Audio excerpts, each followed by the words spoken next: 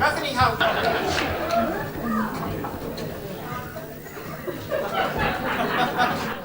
Of all the introductions we've ever had, that was one of them.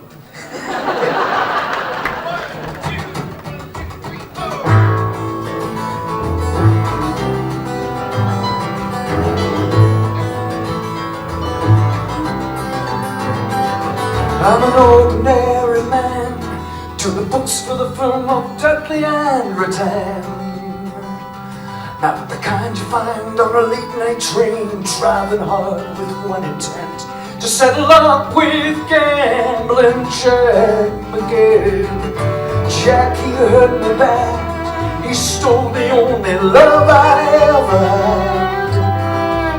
And to me she was a precious thing, to him just another easy win. And it suited him fine to think it might drive me mad. Love is a mountain, age is a driving wheel, and on a cold steel rail comes a time in your life in the dead of night when the mountain comes crashing down, crashing down.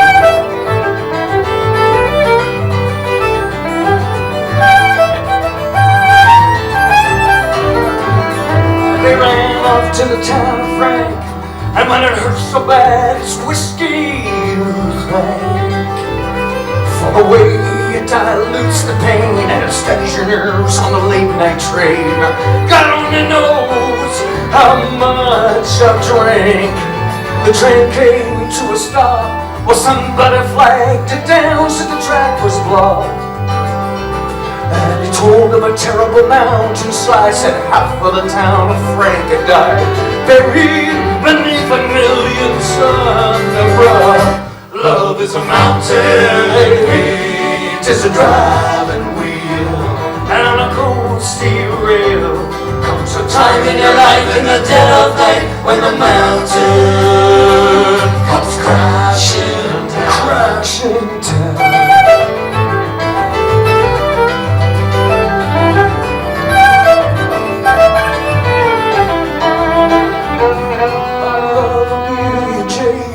They say the rock came down like a driving rain. Had you begun to shun his charms when the mountain crushed you in his arms? With your dying breath, did you whisper someone else's name? A gambler's got the knack to smile in your face while he stabs you in the back. Was it fate or the hand of God, or just bad luck that I was robbed of the chance to pay the gambler back? Love is a mountain, hate is a driving wheel, and on a cold steel rail comes a time in your life in the dead of night when the mountain comes crashing down, crashing down.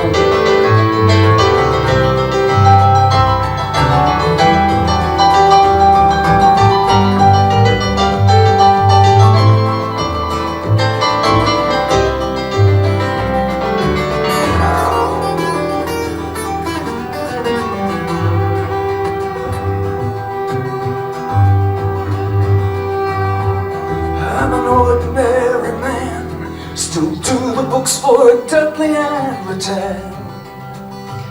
If you met me on the street or Sunday when the congregation meets, you'd never guess the murder that I had planned. Love is a mountain, hate is a driving wheel, and on a cold steel rail comes a time in your life in the dead of night when the mountain comes crashing down, crashing down, crashing down, crashing down, crashing down, crashing down.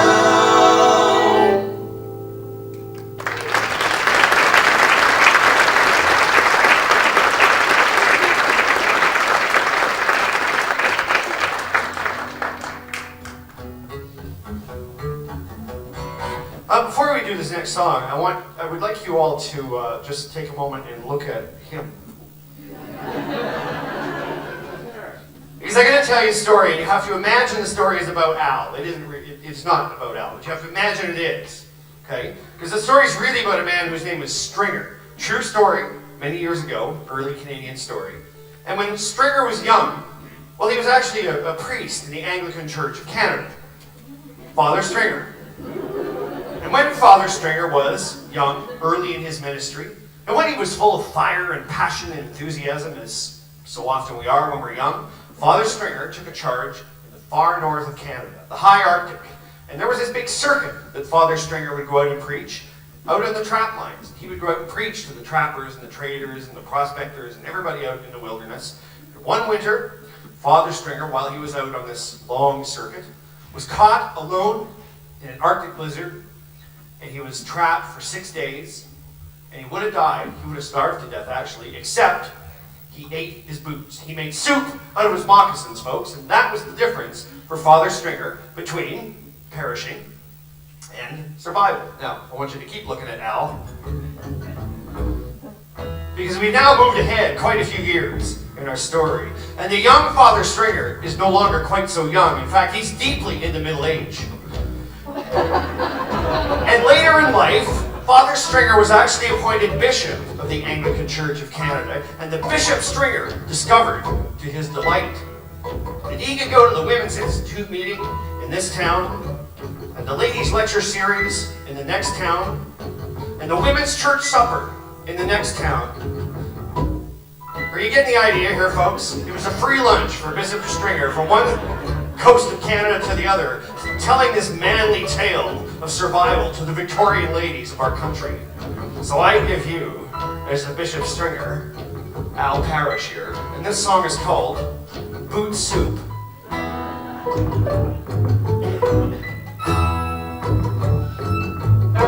A gold rush town, and I, the bishop, was preaching to the schoolmarms and the drunks, the swaggering gamblers, the men on the trap lines. I quoted scripture to a grizzly, oh, that once.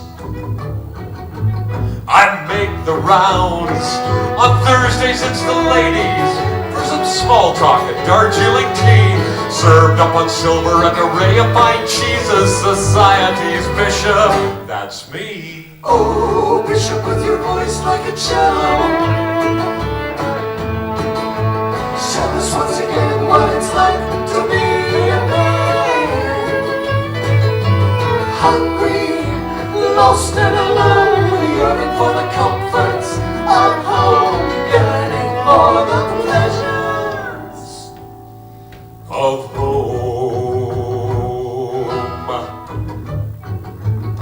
Crumpet in hand, I begin to regale how I once lost my way in a winter's gale. Pretty faces like saucers surround me, intent on my sorrowful tale. Socked in for days, a big storm on the trap line, and supplies looking rather spare. A couple of crusts, a twist of tobacco, not the squirrels we had, not a hare.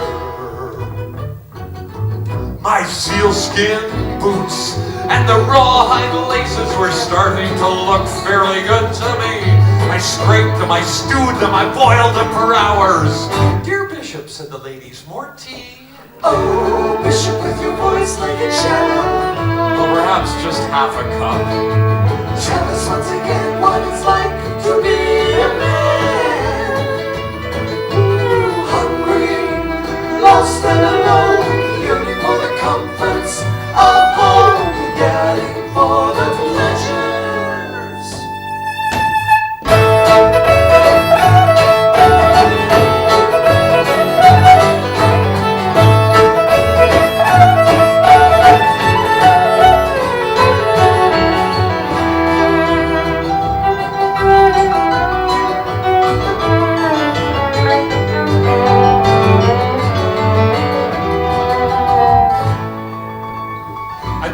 Tale in the best of circles. Moist leather has its appeal. Vigorous thrills for Victorian damsels.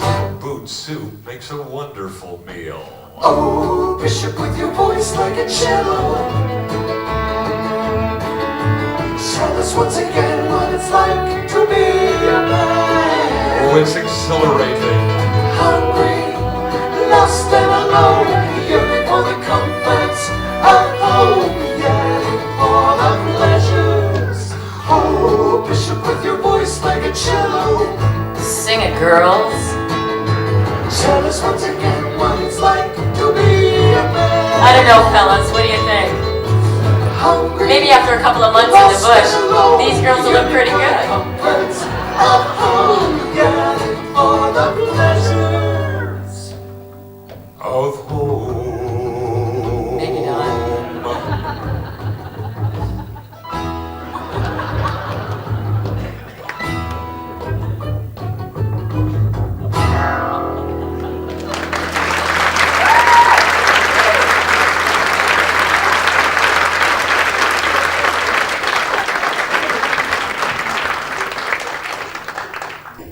You're supposed to hear that.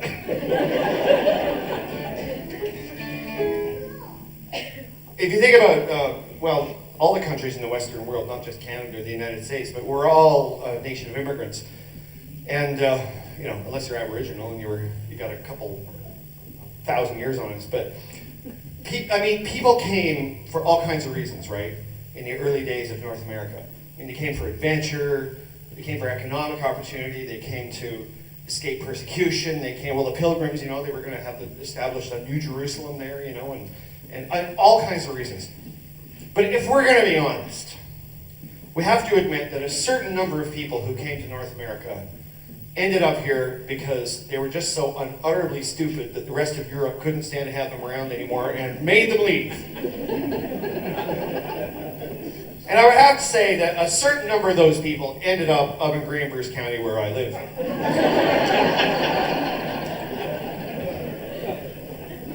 Now this next song is about someone who actually you wouldn't put in that category. It's true. Yeah.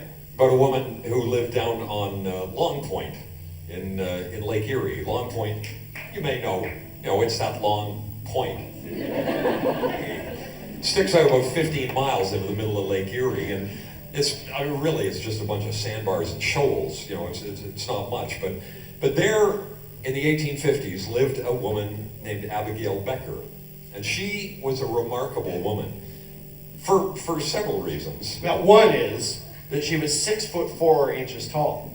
Now, and remember, this is the mid-1800s, right? And they tell us people on the whole were shorter then. So you can imagine, in 1850 whatever, a woman who was 6 foot tall must have looked Great.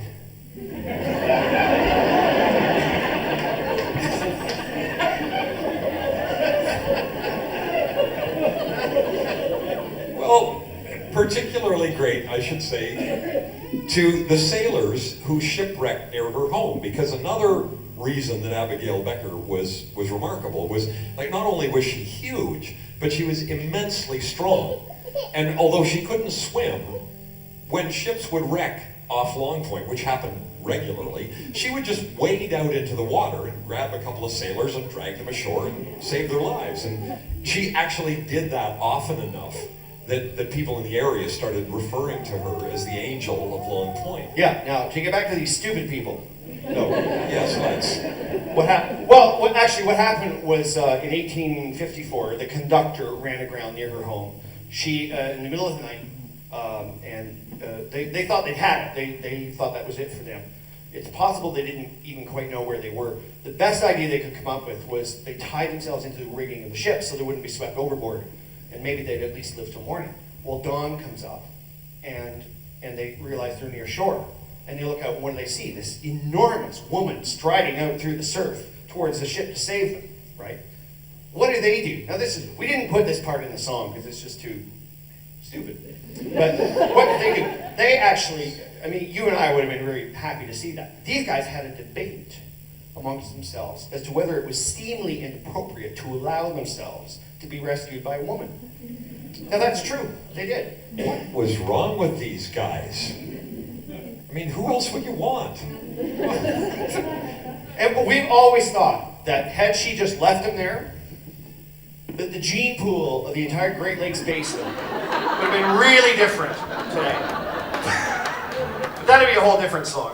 This is about her. It's called The Angel of Long Point.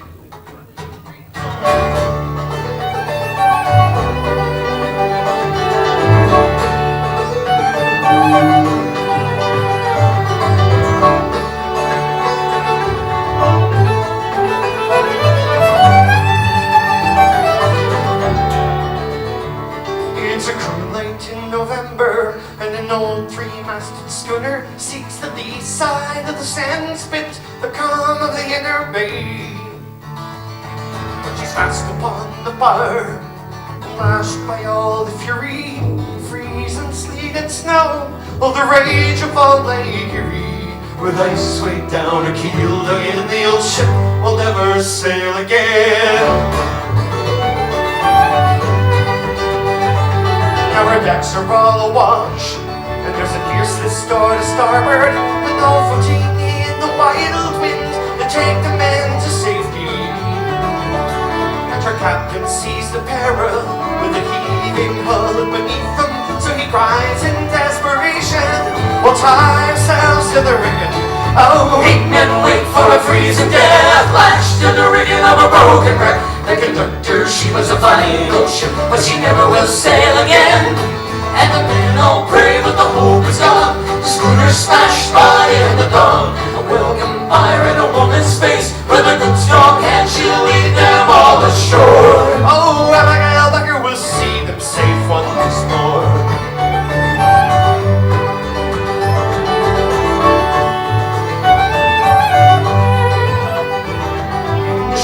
Of the sand dunes, there stands a lonely cabin where a woman called the Angel awakes from a troubled sleep. For her dreams have been of shipwreck, of sailors' lives in peril, so she scans the lake and marshes to find as first lights breaking. Three-masted round the keel again, held fast and never to sail again. So she girds her skirts around her, she wades into the water, through the breakers and the undertow that she cannot swim us through. She hails the weary sailors, and with bare-handed courage brings them one by one half frozen through the fire she's made ashore. 8 men wait for a freezing death, lashed to the rigging of a broken wreck. The conductor, she was a fine old ship, but she never will sail again. And the men all pray, but the hope is gone. The schooner smashed by in the dawn. A welcome fire in a woman's face, with her good strong hand she'll lead them all ashore. Abigail Becker will see them safe once more.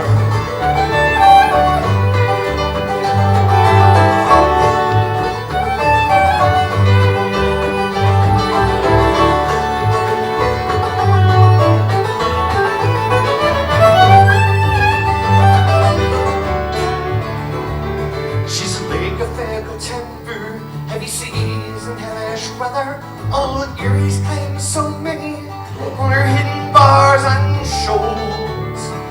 But the Long Point has an angel who watches over the water, an unfortunate sailor who feels her steady hand.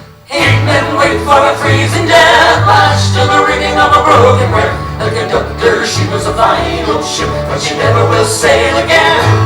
And the men all pray, but the hope is gone. The schooner smashed by in the dawn. A welcome fire in a woman's face, with a good strong hand she'll lead them all ashore. Abigail Becker will see them safe once more.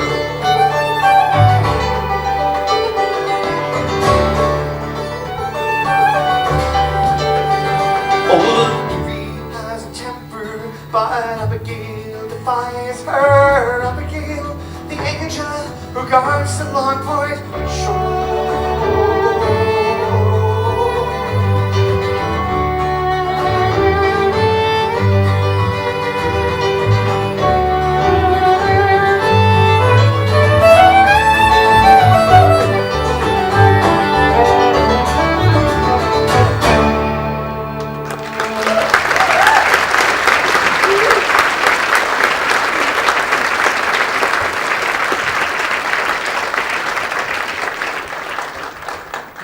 nice song. So to get back to me,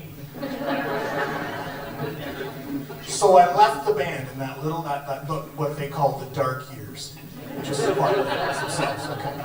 And it's interesting actually, because just before I left, there's a lovely album for sale out there called Agnes on the Cow Ketchup, and on that album is a song I wrote just before I left to take my paternity leave.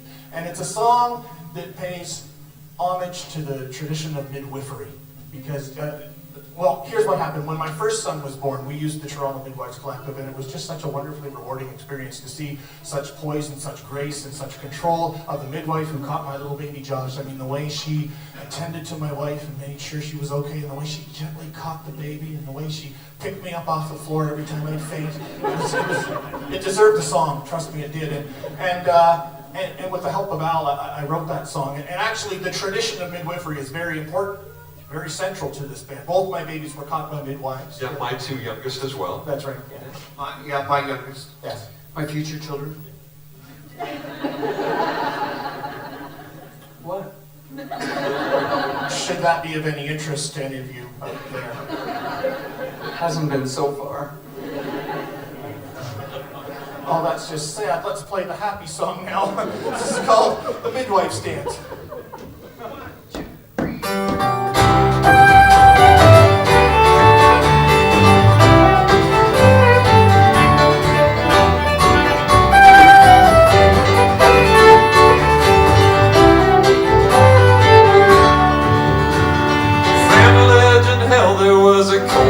Sky and the storms up through the hills the day his mother finally cried, I need you now. So a pair of weathered hands that kept the vigil through the night stroked your forehead, urged the new life toward the lantern light. I need you now, I need you now, I can't go on, she cried. Her desperate eyes rolled back in pain, but gentle words made one more surge toward the flame.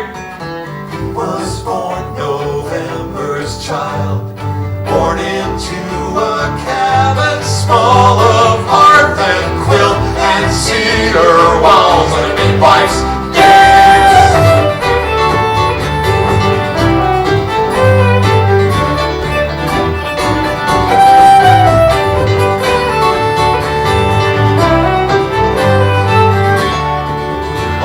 Stares straight out the windshield as the rain comes down in sheets, and her husband guides the Packard through the traffic of the busy city streets.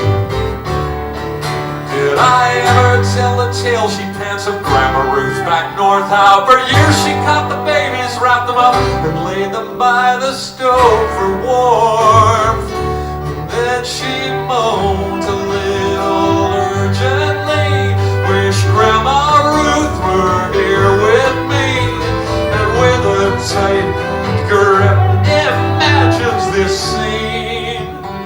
He was born November's child, born into a cabin small of hearth and quilt and cedar walls and a midwife's dance.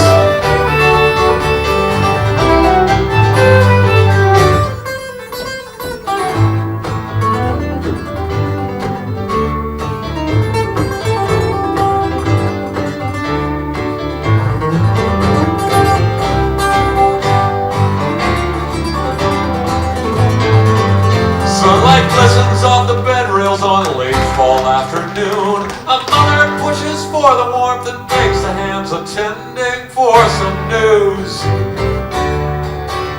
So a pair of outstretched palms respond and gather to the world and hold aloft the sputtering, kicking outline of a tiny baby girl. With movements calm and so precise, the trusted keeper of the light turns back the child to mother's breast. In newborn cries, newborn parents gasps. Great grandpa comes in quiet and slow to see his life begun at home the way that his life started so long ago. He was born November's child,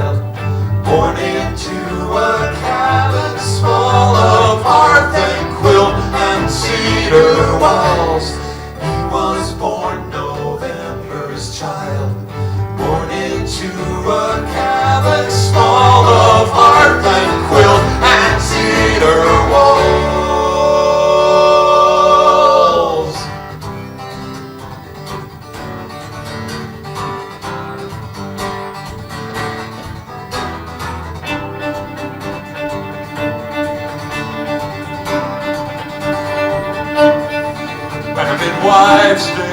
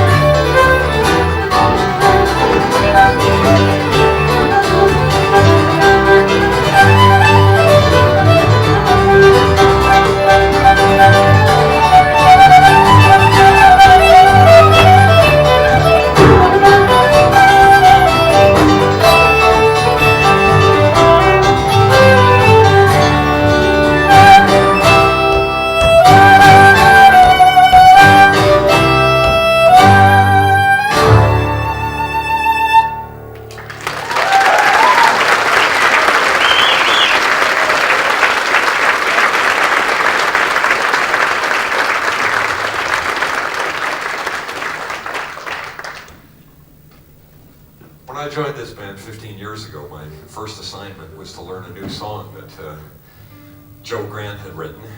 Joe, that Terry mentioned earlier. Joe wrote lots of songs, and he'd written this one, and he said, I think this would suit your voice. And I've loved it ever since. It's lovely. It contains that line that says a lot about what we do. Don't let the old song slip away. 1, 2.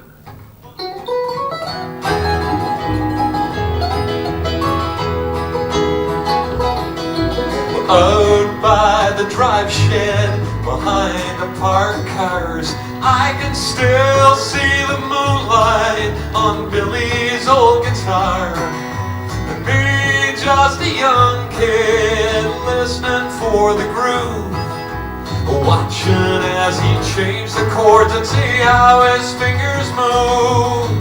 Don't let the old song slip away. Remember how we danced when the old folks used to play Saturday night at Hardwood Lake. The fiddle and the old guitar would make the floorboards bounce, the room go round. One more couple for the last breakdown. Don't let that music slip away. A teenage kid from the city has spent my summers in these hills. Pick up trucks and pretty girls, all the teenage thrills. But for me, the real romance is out on the old dance floor, kicking up our heels while the fiddles squeal till we couldn't dance no more. Don't let the old song slip away. Remember how we danced when the old folks used to play Saturday night at Hardwood Lake. The fiddle and the old guitar would make the floorboards bounce, the room go round. One more couple for the last breakdown. Don't let that music slip away. So here I am, I'm a one-man band. I've been singing for 20 years. I play my guitar in the downtown bars, but nobody really hears. So sometimes I'll slip in an old song if no one's looking my way. And then I'm back once more on the old dance floor, and I can hear the fiddle play.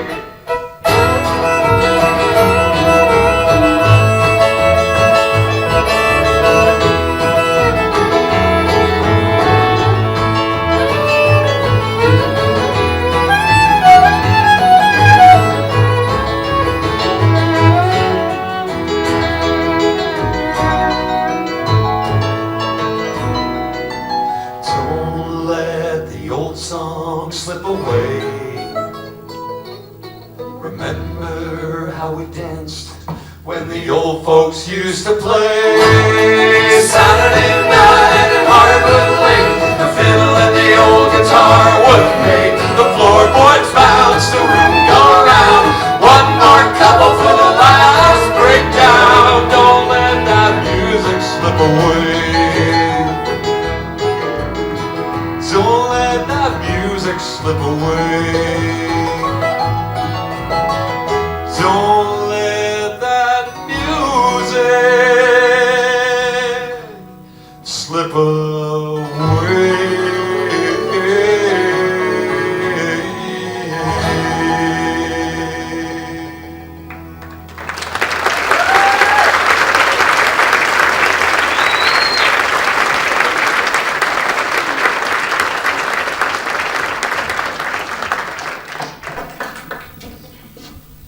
mentioned a couple of times that we spend a fair bit of time on the road, and most of the year is like this. You know, we're out for 3 or 4 days at a time, and then we get to go home for a couple of days. And when we go out west, you know, we'll be out there for a couple of weeks, but every year, at least once, we go over to the UK, and we're over there for anywhere from, you know, a month to 7 weeks.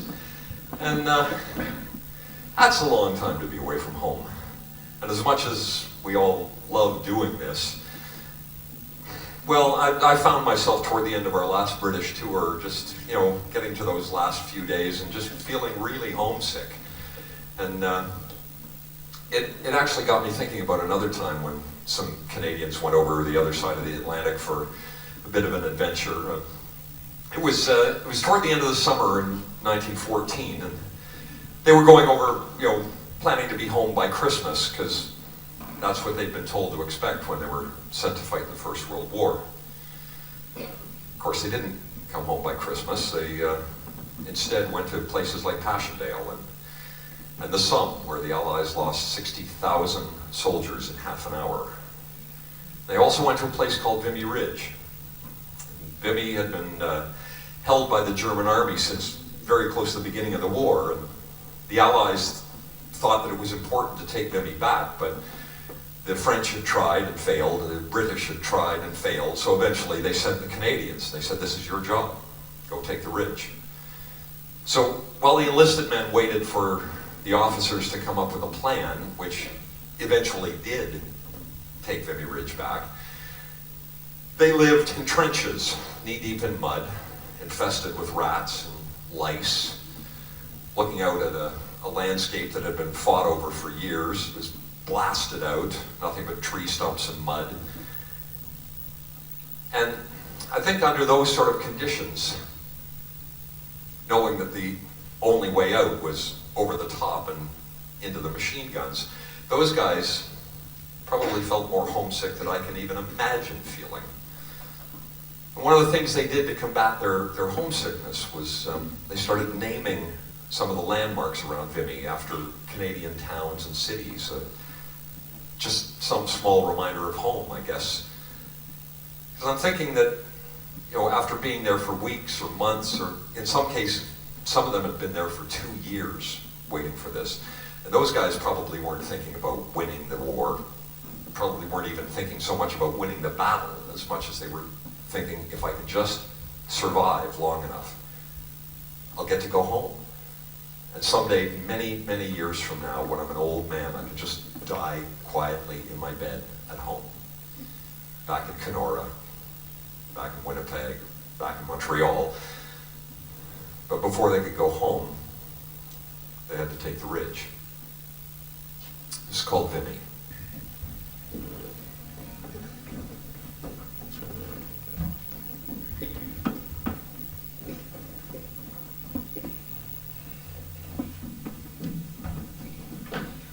Raise your flask, aim your rifles high. I've had a dream, I've seen we three should have no fear at all. You'll die in Kenora, Billy, you Jim in Winnipeg, and I will end my days in Montreal. These people come to see me in my bedroom, faces dim and names I can't recall. Some woman with a golden ring, she comes to comb my hair, and she dresses me and she walks me down the hall. Well, I can still put one foot before the other if someone points the way for me to go. Today the sun is shining and the crowd has gathered round. They put circles of red flowers on the stones. Raise your flask, aim your rifles high. I've had a dream, I've seen we three should have no fear at all. You'll die in Kenora, Billy, you Jim in Winnipeg, and I will end my days in Montreal. Old Jim Rankin stood behind me in the tunnel, spat on his bayonet and wiped it with his hand. And he rocked from heel to heel, blew out his G's and whistled while we waited for the signal to advance. Oh, Jimmy Rankin, he was 20, and we thought him an old man. He said he'd fathered children by the score, by girls back in Winnipeg and girls in Calais. And he bragged, by God, there'd be 100 more. Raise your flask, aim your rifles high. I've had a dream, I've seen we three should have no fear at all. You'll die in Kenora, Billy, you Jim in Winnipeg, and I will end my days in Montreal. And Billy Whitefish from Kenora, jet black hair and eyes like coal, we all called him Chief behind his back. Well, he never smiled or laughed or joked or spoke that much at all. He just sat and smoked while we waited to attack. Well, they poured shells over our heads into the hillside. In 30 yards our kit and boots were full of mud. As we made the ridge, Jimmy went down on both knees, and he coughed into his sleeve, and there was blood. Raise your flask, aim your rifles high. I've had a dream, I've seen we three should have no fear at all. You'll die in Kenora, Billy, you Jim in Winnipeg, and I will end my days in Montreal. The last sound I ever heard was an explosion, and bodies flew like apples thrown by boys at play. When I could see again, I was alone. Jimmy wasn't there, and a crater marked the hillside where he lay. And Billy Whitefish from Kenora wound up in a German trench where he captured the machine gun all alone. And he held them off till his ammunition was all spent. And they swarmed around and they hacked him to the bone. Raise your flask, aim your rifles high. I've had a dream, I've seen we three should have no fear at all. You'll die in Kenora, Billy, you Jim in Winnipeg, and I will end my days in Montreal. Now every day I still remember what I told them, my two friends who that day from this earth were torn. And the craters and the trenches where they died now bear the names of the cities and the towns where they were born. Raise your flask, aim your rifles high. I've had a dream, I've seen we three should have no fear at all. You'll die in Kenora, Billy, you Jim in Winnipeg, and I will end my days in Montreal.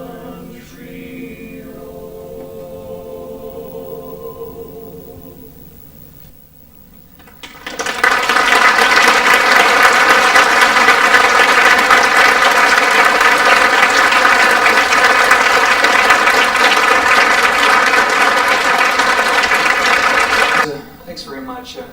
We sure have a fun time performing for you folks, and you know, most of the songs are a lot of fun, but when we do the serious stuff, well, it makes me think about things that are important to me. And one of the things that really concerns me these days is the environment and what we can do to make it better.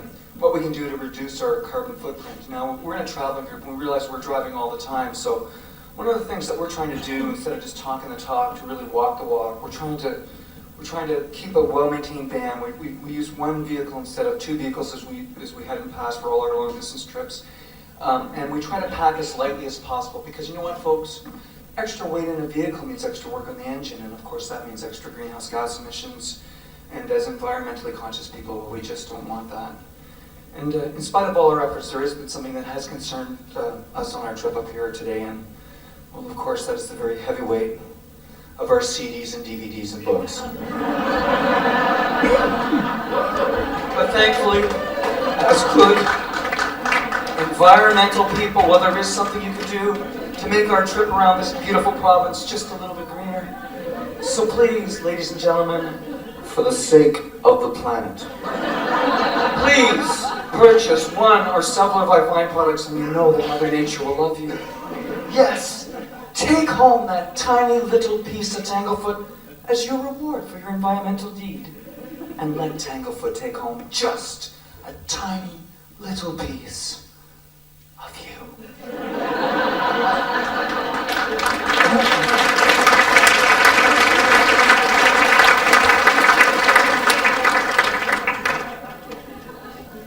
When I was in my 20s, I lived in Toronto, and one winter I had a really badly broken nose playing hockey, and I had to have surgery the following summer to have that fixed. And if you've ever had that kind of surgery, you will remember that at the end of the surgery, they pack your your sinuses and your nasal passages with these enormous wads of gauze bandage.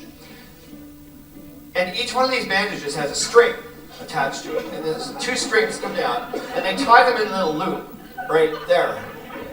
And 5 days after the surgery, you go in and see the surgeon again, and you sit on the table in front, and he's standing, in my case it was a he's standing in front of you, and he puts one hand on your forehead, and with the other hand, he takes a hold of that little loop of string, and he says, here's something you're going to remember for the rest of your life, and he pulls them out. Now, it's not that it hurts. It's not pain. And in reality, it's over in a moment.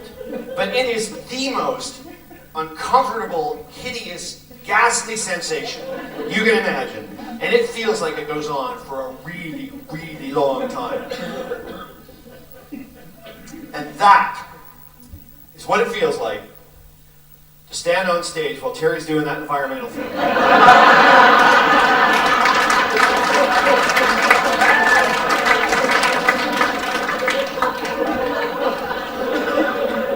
No, it's all right. Sometimes one needs to make sacrifices for a noble cause.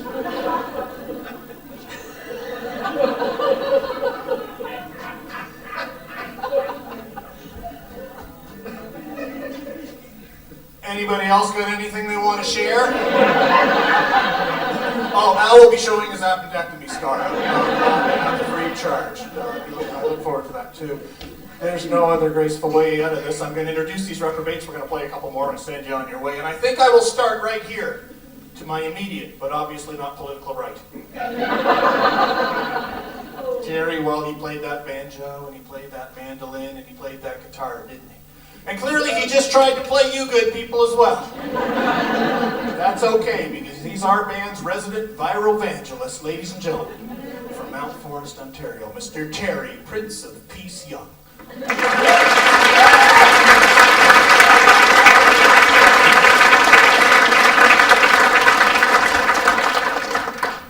Did you enjoy this young lady's playing?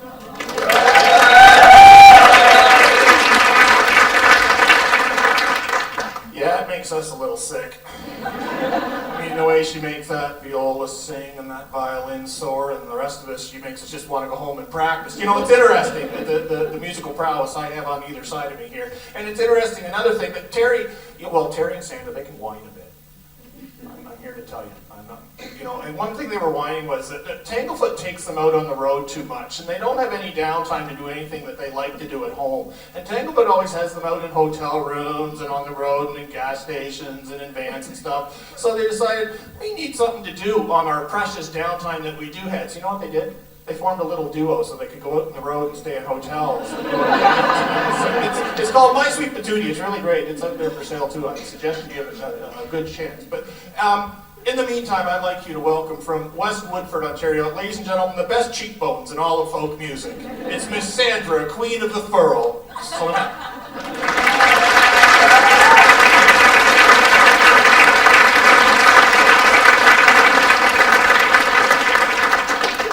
next to Sandra's a man that needs no introduction. So moving along. No, I'll introduce him. He's my brother after all. Steve has been in this band the longest. He started with this band in 1732. I tell American audiences that's healthcare for you.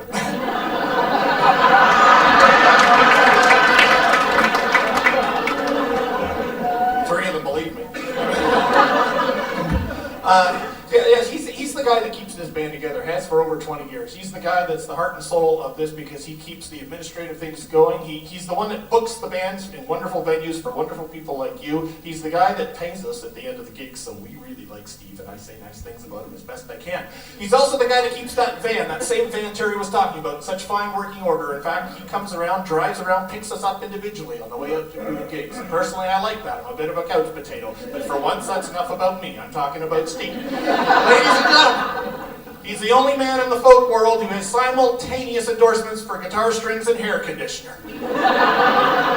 From Old Town, Ontario, Mr. Stephen Ace of Spades Ritchie.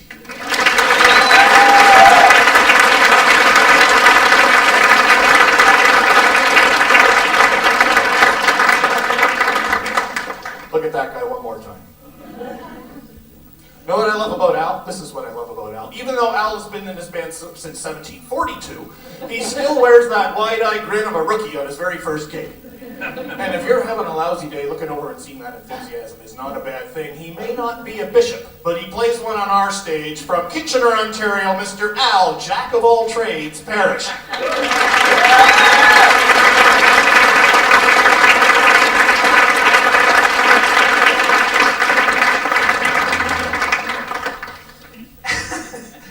MC for these last few minutes. As you mentioned earlier, Rob was Tanglefoot's original piano player from 1996 to 2002. And then he took 5 years of paternity leave, during which time he was not only busy raising kids, but he also recorded his first solo CD and wrote and had published his first novel, Orphans of Winter, which happens to be available with the CDs. Which just happens to weigh considerably more.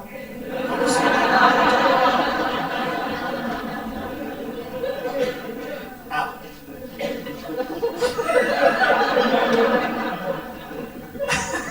We are delighted to have him back for his second tenure with the band. So please welcome from Wyerton, Ontario, Mr. Rob, my wife says I'm a 10, Ritchie. He rules a mighty empire, reigns o'er the land and sea. He strides the globe invincible in valorous victory. Those who would oppose him the path of evil tread, while those who bow before him surely have nothing to dread.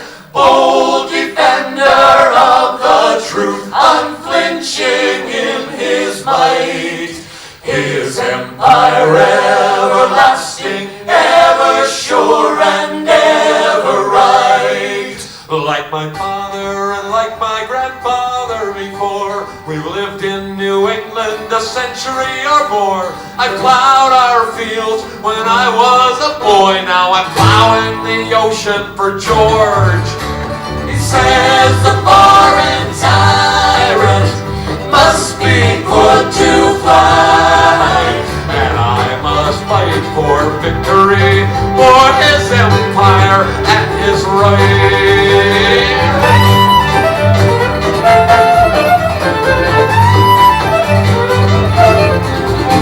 At 16 I left home to sail on the sea.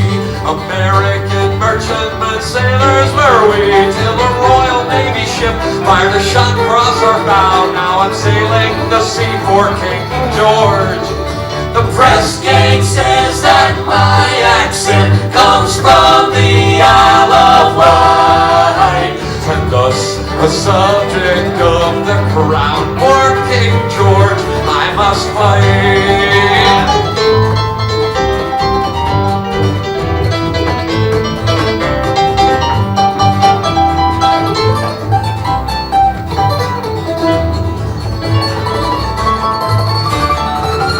Under threat did I toil upon HMS Victory, until I escaped from the Royal Navy.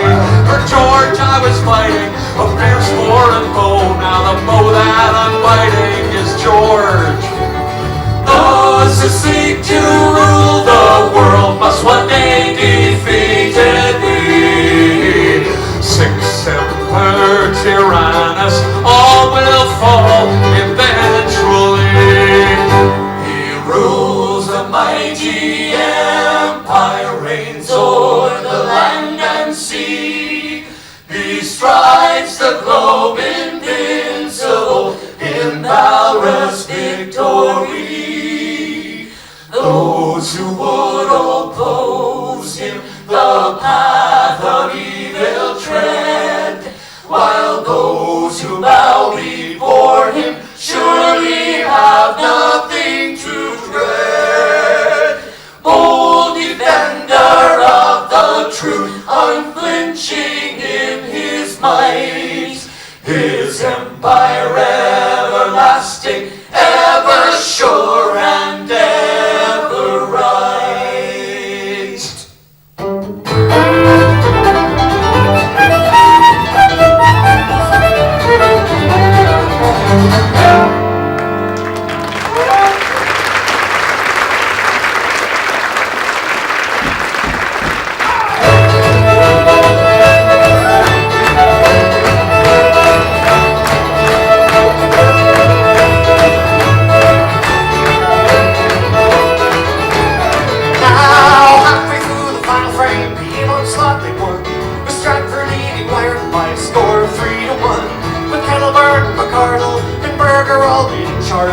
Outstanding in his hand, the task is far too large. No wire and their neighbors, their semis and their buyers. The time was running down so fast they need to get inspired. They need to be persistent, they need to be set first. They need to use a tactics they perfected on the Bruce. The defensemen were steady, the wings they played up wide.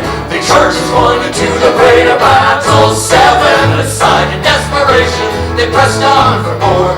They wanted to show them the boys from the Bruce knew the score.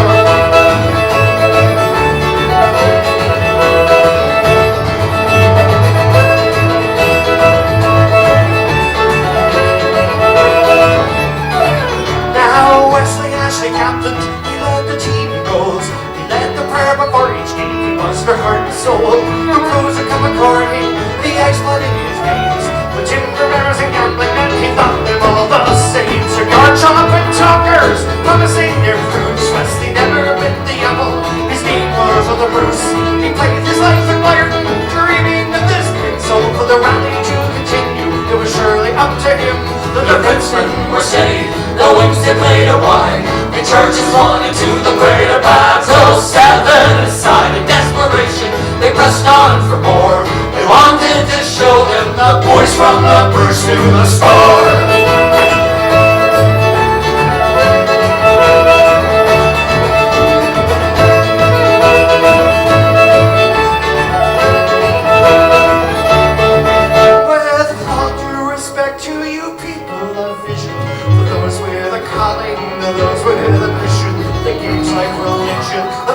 So strong, when the rivers freeze early, in winter so cold and so long.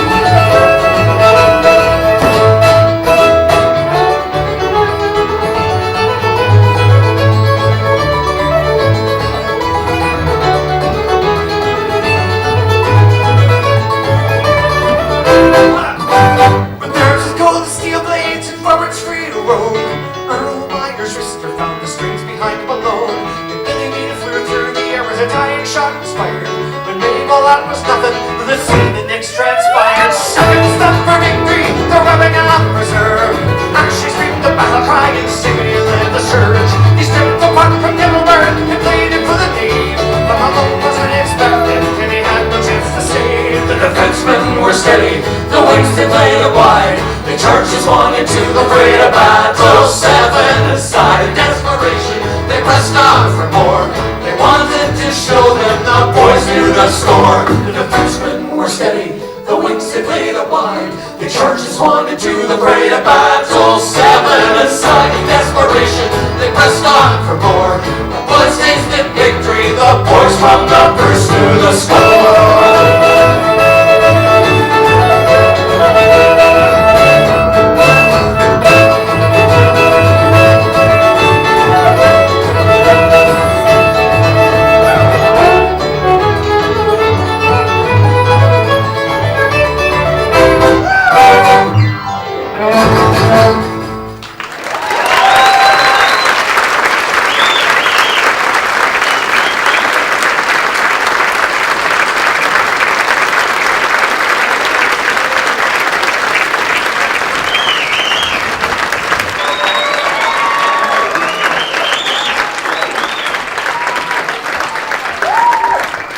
Don't sit down, don't sit down.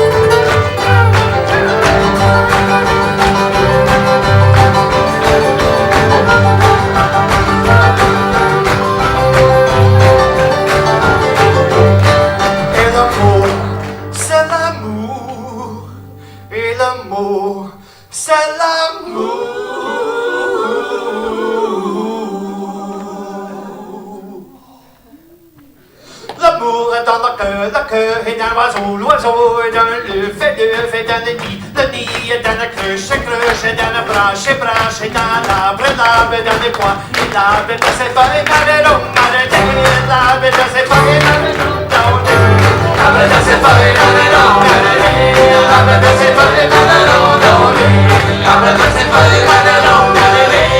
est dans ses feuilles,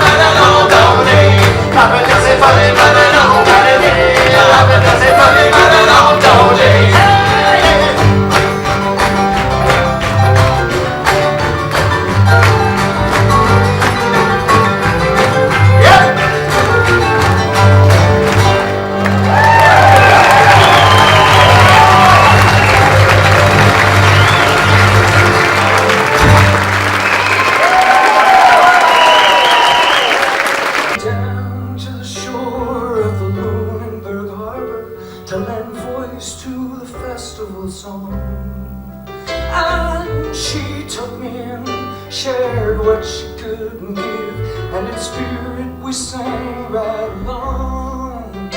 She made it so easy to want her, and in the pastels and blue of the dawn, like a lover and friend with each breath taken in, I felt like I truly belonged. And the Lunenburg skies were warm and alive, and the melody danced on the breeze as the notes poured down all over the town. We joined in the sweet harmony. As I lay in the bed upstairs in her spare room, with the window with its back to the sea, looking west towards home, I wondered alone if the road left me here. Could it be? And she said that with winter comes anguish, but I've never felt so much at peace. There were pictures of friends, and the message they sent made me wish there was a picture of me. And the Lunenburg skies were warm and alive, and a melody danced on the breeze as the notes poured down all over the town. We joined in the sweet harmony.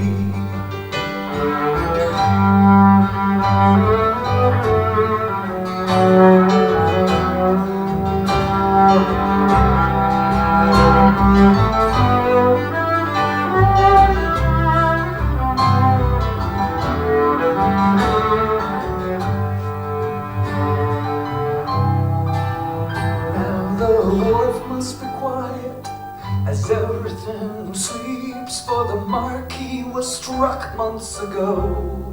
Our dresses and skin replaced by the wind, to her pastels look grey in the cold.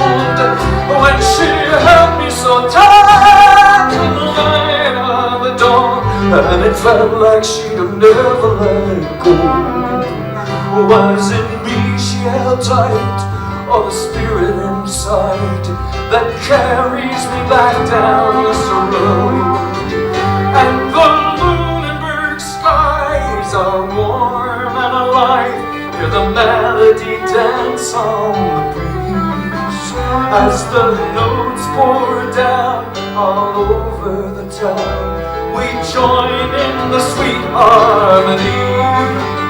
And the Lunenburg skies are warm and alive, hear the melody dance on the breeze as the notes pour down all over the town.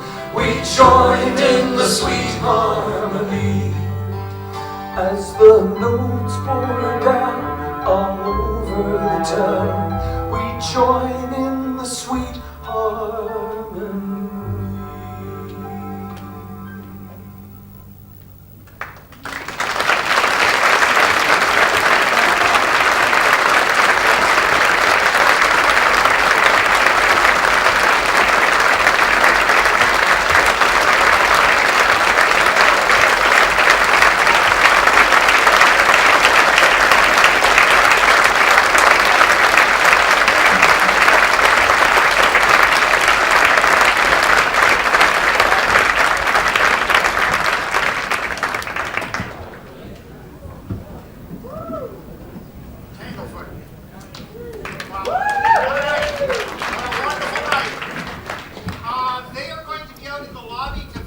for watching, and please subscribe.